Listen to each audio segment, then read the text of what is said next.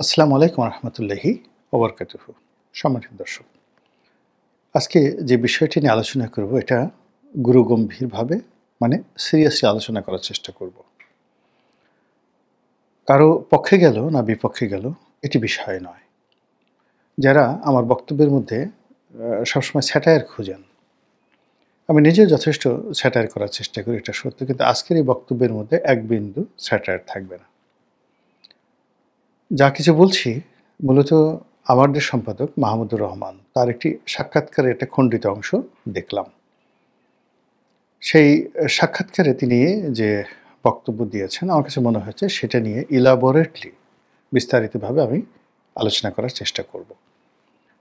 জনাব মাহমুদুর রহমান জেলখানাতে তিনি আমার সঙ্গী ছিলেন, পাশাপাশি ছিলাম। আমাদের মধ্যে চমৎকার একটি সম্পর্ক ছিল। তার মধ্যে অসম্ভব কতগুলো গুণাবলী রয়েছে। তিনি লোভী নন। পদপদবীর জন্য কারো তাবেদারি করা, কারো কাছে মাথা নোয়ানো, হাত ঘষা, এগুলো তার ডিকশনারির মধ্যে নেই। যেটি পছন্দ করেন, ভালো হোক মন্দ হোক, অকপটে তিনি সেটি বলেন। আর যেটি পছন্দ করেন না সেটিও তিনি অকপটে বলেন। তার ভালো যে দিকগুলো আমি দেখেছি সেটি হলো লেখাপড়া করেন, বোঝার চেষ্টা করেন, এবং যখন একটা জিনিস বুঝেন যে তার ভুল হয়ে গেছে তখন তওবা করে ফিরে এসে সেগুলো সংশোধন করার জন্য তার একটা দুর্নিবার শক্তি রয়েছে, যেটা অন্য সাধারণ মানুষের মধ্যে নেই। তার ছেলে সন্তান নেই, কিংবা জীবনে বিভিন্ন ধারাপতন ঘটেছে, কিন্তু এটা নিয়ে কখনো তার ভিতরে কখনো আফসোস করতে আমি দেখিনি। আর ডর ভয় বলতে একেবারে কোনো কিছুই নেই। তিনি শেখ হাসিনাকে দুই চোখে দেখতে পারেন না, একেবারেই দেখতে পারেন না। আর যদি এমন কোনো সুযোগ আসতো যে ভারতের পতন হবে, হিন্দুত্ববাদের পতন হবে, বিনিময়ে মাহমুদুর রহমানকে ফাঁসিতে চড়তে হবে, যদি বাংলাদেশে একজন লোক রাজি থাকতো তাহলে সঙ্গে সঙ্গে মাহমুদুর রহমান দৌড়ে সবার আগে সেখানে চলে যেতেন। এটা আমি লিখে দিতে পারি। ভারত সম্পর্কে তার বিরোধিতা অনেক বেশি, হিন্দুত্ববাদ সম্পর্কে তার বিরোধিতা এবং তার মনোভাব খুবই উগ্র। তিনি এটা পছন্দ করছেন না। তো হিজ এ প্র্যাকটিসিং মুসলিম। হয়তো তার দাড়ি নেই, কিন্তু অনেক বড় বড় যারা আলেম ওলামা রয়েছেন তারা হয়তো একটু আরবি জানেন, সুরালো বা সুরেলা কণ্ঠে কোরআন তেলাওয়াত করতে পারেন, কিন্তু ইন টার্মস অফ প্র্যাকটিস, নামাজ কালাম পড়া, দোয়া দরুদ পড়া, তসবিহ তাহলিল করা, জেলখানাতে আমি তাকে দেখেছি যে তিনি অতি উচ্চ স্তরের একজন আমলদার। তো সেখান থেকে তিনি বের হয়ে আমার দেশ পত্রিকাটা বের করেছেন। আমি জানি যে তার অর্থনৈতিক অবস্থা ভালো না। এই আমার দেশ পত্রিকা দীর্ঘদিন বন্ধ ছিল এবং এই পত্রিকার বিপরীতে ব্যাংক লোন ছিল বড় অ্যামাউন্ট। অলমোস্ট তিনি যখন জেলে ছিলেন তখনই সেটার পরিমাণ ছিল ৩০ কোটি টাকার মতো, আমার যতটুকু মনে পড়ে। তো সেই ঋণের দায়বদ্ধতা নিয়ে তিনি একটা পত্রিকা আবার বের করছেন এই সময়টিতে, এবং পত্রিকার ব্যবসা এখন ভালো না।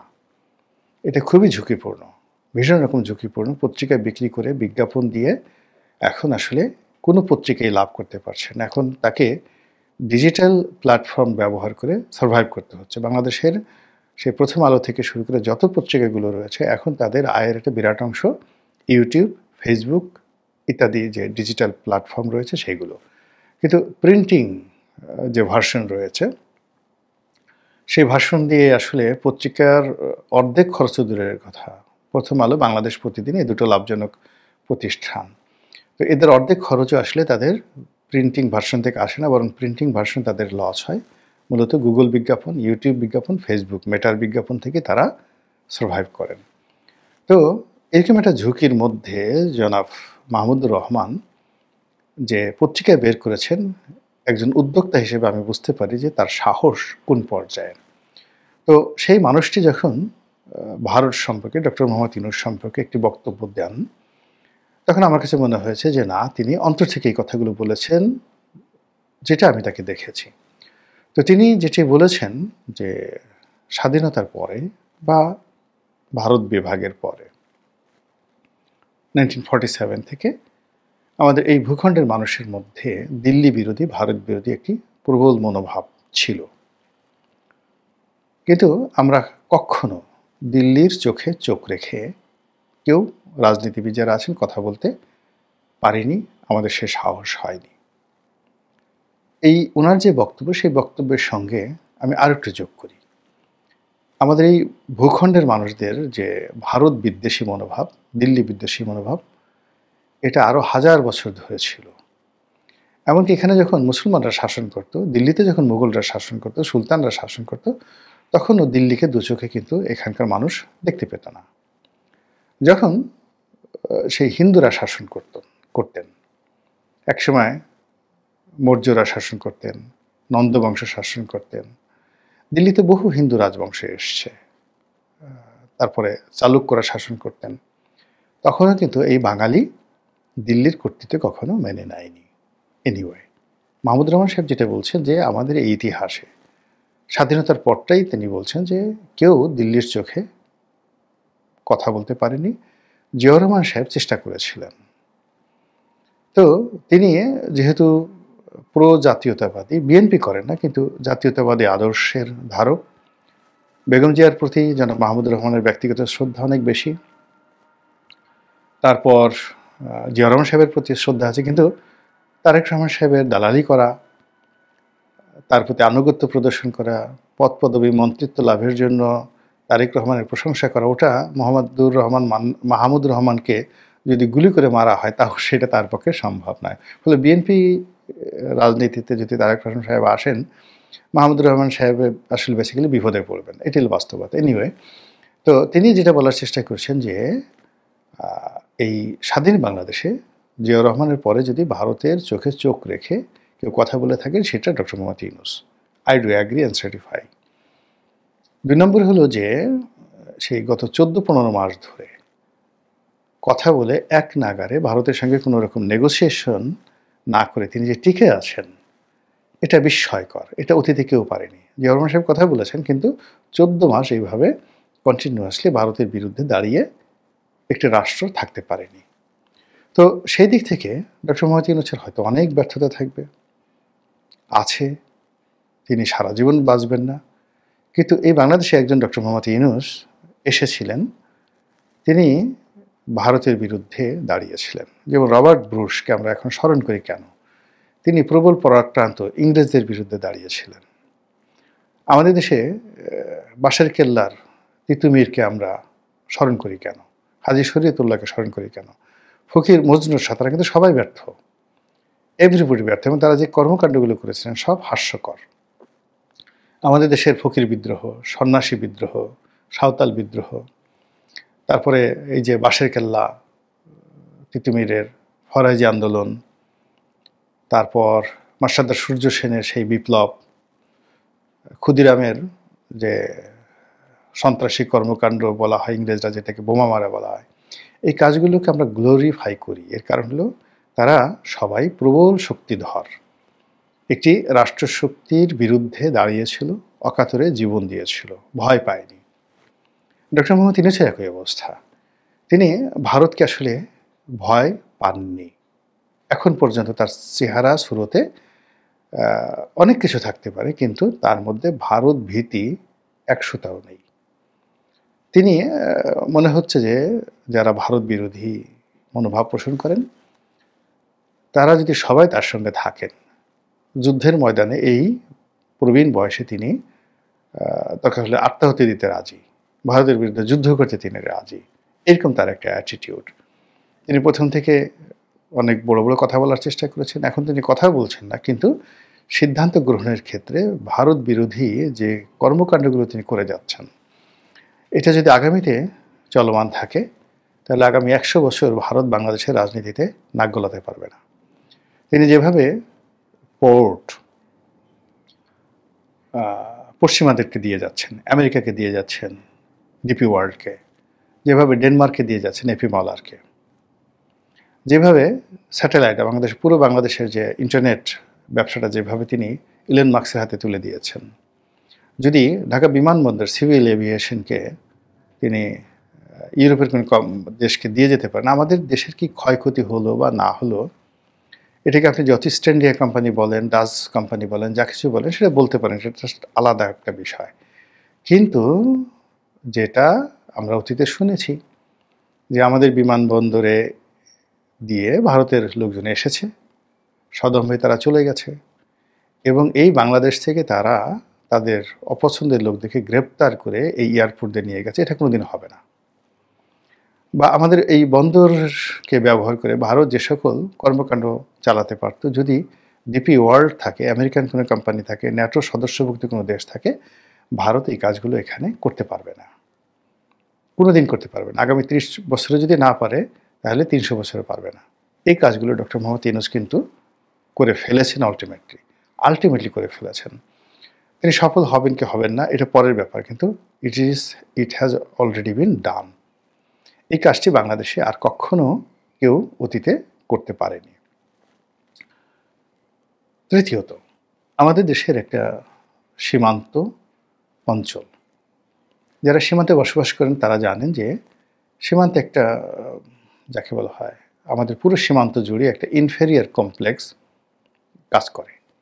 আমাদের সীমান্তের এপারে মানে বাংলাদেশ পাড়ে যে সকল চোরাকারবারি আছে, তারা মনে করে তাদের সাথে ভারতের চোরাকারবারিরা শক্তিশালী। আমাদের এই বাংলাদেশের অনেক লোক আছে, তারা সকালবেলা ভিক্ষা করতে ভারতে যায়, আবার সন্ধ্যার সময় ভারত থেকে ভিক্ষা করে ফিরে আসে। আবার ভারতের কিছু ভিক্ষুক আছে যারা সকালবেলা বাংলাদেশের মধ্যে আসে, ঢুকে তারা ভিক্ষা টিকা করে সন্ধ্যার মধ্যে চলে যায়। এখন এই দুজন ভিক্ষুক, বাংলাদেশের ভিক্ষুক এবং ভারতের ভিক্ষুক, তাদেরকে যদি একত্র করা হয়, দেখবেন ভারতের যে ভিক্ষুক সে নিজেকে নবাব সিরাজউদ্দৌলা অথবা বাদশাহ জাহাঙ্গীর বা শাহ আলমগীর, এরকম তাদের একটা ভাবসা। আর বাংলাদেশের যে ভিক্ষুকটা রয়েছে, ও আসলে নিজেদেরকে সেই ভিক্ষুকের মতোই মনে করছে। তো সীমান্তের যে এই যে মনোভাব, সেই মনোভাব সেই ফেলানি লাশের মধ্যে আছে, সেই মনোভাব বিজিবির মধ্যে আছে, বিএসএফের মধ্যে আছে। সেই মনোভাব বাংলাদেশ যে সকল ট্যুরিস্ট ভারতে বেড়াতে যায়, তারা প্রতিটি শুল্ক স্টেশনে, ইমিগ্রেশন অফিসে এইভাবে অপদস্থ লাঞ্ছিত হয়। এমনকি ভারতের দূতাবাসে গিয়ে ভিসা চাইতে গিয়েও তারা লাঞ্ছিত, অপমানিত হয়। দিল্লিতে ঘুরতে গিয়ে, লালকেল্লার সামনে দাঁড়িয়ে, কলকাতার ভিক্টোরিয়া পার্কে গিয়ে, এমনকি শান্তিনিকেতনে গিয়েও বাংলাদেশ যে র্যাসিজম যেটাকে বলা হয়, বর্ণ বৈষম্যের শিকার হয়। এটি গত 14 মাস ধরে বন্ধ আছে। বাংলাদেশের লোকজন যাচ্ছে না। ভারতের কচ্ছপের ডিম, আমাদের বলা হয় যে এই যে যত ডিম আসে, অনেকে বলে এগুলো কচ্ছপের ডিম, সত্য মিথ্যা আমি জানি না। ভারতের কাঁচামরিচ, আদা, লঙ্কা, পেঁয়াজ, ভারতীয় দাদারা ঠিক সেই 2024 সনের জুলাই বিপ্লবের পর সেপ্টেম্বর অক্টোবর মাসে খুব বলেছেন যে ওরা তো আমাদের লঙ্কা ছাড়া বাঁচতেই পারবে না, আমরা ওদেরকে পেঁয়াজ আমরা ওদেরকে পেঁয়াজ দেবো না, ওরা না খেয়ে মরে যাবে, আমরা ওদেরকে চাল দেবো না, ডাল দেবো না, ওদেরকে একটা টিপ মারব, ওরা মরে যাবে। এই যে ন্যারেটিভগুলো, যে অর্থাৎ ভারতীয় পণ্য ছাড়া আমরা বাঁচতে পারি, ভারতে চিকিৎসা ছাড়াও আমরা রোগমুক্ত থাকতে পারি, এবং ভারতের সঙ্গে ট্রেড অ্যান্ড কমার্স ছাড়াও আমাদের দেশে ব্যবসা বাণিজ্য চলে, এই ন্যারেটিভগুলো কিন্তু প্রতিষ্ঠিত হয়ে গেছে। এই কথাই মাহমুদুর রহমান সাহেব বলার চেষ্টা করছিলেন ওনার মতো করে। তো আমার কাছে মনে হয় যে ঠিক আছে, আমরা ডক্টর মোহাম্মদ ইউনূসের অভ্যন্তরীণ বিষয় নিয়ে আমি অনেক সমালোচনা করেছি, তার সঙ্গে সঙ্গে যে বিষয়গুলো আসলে ঘটে গেছে এর মধ্যে, আসলে ঘটে গেছে, এবং এটা আর বন্ধ হবে না। আপনি যদি মনে করেন এই যে 14 মাসের যে ট্রেন্ডটা শুরু হয়ে গেছে, এটি যদি আরও বছর খানিক চলতে থাকে, তাহলে এটা বাংলাদেশের অভ্যাসের মধ্যে পরিণত হয়ে যাবে। ভারত এখন যেভাবে বাংলাদেশকে ভয় করছে, এই ভয়টা ভারতের জন্য পার্মানেন্ট হয়ে যাবে, এবং রাতারাতি ভারত যেভাবে উত্তেজনা দেখাচ্ছে, সেই উত্তেজনাগুলো আসলে আলটিমেটলি দেখানো হবে না। তো এই কাজটির জন্য হলেও এই যে একজন Nobel laureate doctor Mohammad Yunus, যাকে নিয়ে আমরা খুব ঠাট্টা করছি, মস্করা করছি, ট্রল করছি, কিন্তু তলে তলে তিনি যে কাজটি করে ফেলেছেন, ভারতের চোখে চোখ রেখে কথা বলা, ভারতের সঙ্গে একটা যুদ্ধংদেহী অবস্থা তৈরি করা, ভারতকে পার্মানেন্টলি অ্যাবান্ডেন্ট করে দেওয়া এবং আমাদের সীমান্ত অঞ্চলে যে জাতীয়তাবোধ তিনি তৈরি করে ফেলেছেন, তার সঙ্গে সঙ্গে দক্ষিণ পন্থা যে একটা রাজনৈতিক শক্তি, তাদেরকে এই গত কয়েক মাসে রীতিমতো যে প্রাতিষ্ঠানিক রূপ তিনি দিয়ে ফেলেছেন, এই প্রাতিষ্ঠানিক রূপ যদি অব্যাহত থাকে তাহলে বাংলাদেশের রাজনীতি একেবারে 180 ডিগ্রি অ্যাঙ্গেলে গিয়ে বিএনপি এবং আওয়ামী লীগ এই দুটো রাজনৈতিক দলের হাত থেকে একটি তৃতীয় রাজনৈতিক শক্তি, একটি তৃতীয় রাজনৈতিক বলয় এবং একটি বিশ্বাসের দিকে ধাবিত হচ্ছে। আল্লাহ ভালো জানেন আমাদের ভবিষ্যতে আমাদের কতটা কল্যাণ রয়েছে আর কতটা অকল্যাণ রয়েছে। আসসালামু আলাইকুম রহমতুল্লাহি ওয়া বারাকাতুহু।